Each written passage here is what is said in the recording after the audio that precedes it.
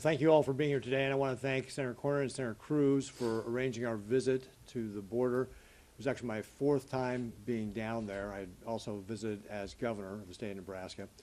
And I also thank the Customs and Border Protection men and women who, as Senator Cruz was saying, put their lives on the line for us. They worked very, very hard under very trying circumstances, and I want them to know how grateful we are for their service and for them hosting us last week. As has already been described, we have a humanitarian and security crisis at our southern border. And it is created by Joe Biden's failed and inept policies. That's what we heard down there. And when we talked to Customs and Border Patrol people, you know what they told us? The first best thing you can do, change the policies. Remain in Mexico, first safe country, whatever you want to call it. It's what everybody else does.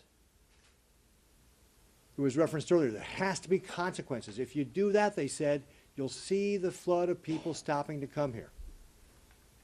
Last month, 269,735 encounters by Customs and Border Protection personnel on that southern border.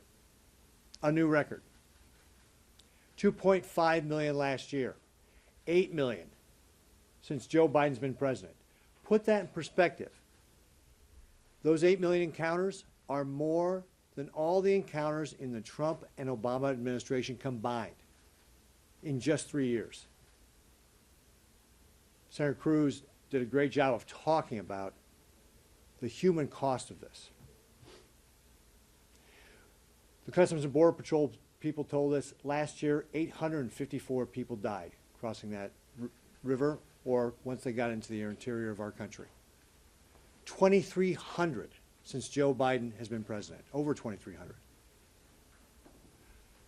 Joe Biden is responsible for those deaths. His failed policy has created this crisis at our border that is leading to those people dying when they come here. He is responsible. He has the ability to end this, and he chooses to do nothing. And then we talked about the national security aspect. Last month, 18 people on the terrorist watch list. 172 people all of last year. Again, put this in perspective, in years past, that number was single digits. We are opening ourselves up for a terrorist attack.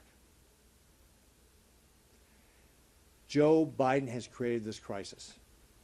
If he will not act, Congress must act. That's why we've introduced a variety of different pieces of legislation to address the issues of the southern border. When I was appointed senator, I told the people of Nebraska, I will work to secure our southern border. I'm working to keep that promise. But the single biggest thing we can do right now, the president has the power to do, which is change the policy. Go back to remain in Mexico, and you would have consequences for coming here illegally, and you would end the waves of people coming here. This must end. With that, I'll turn it back over to Senator Barraza.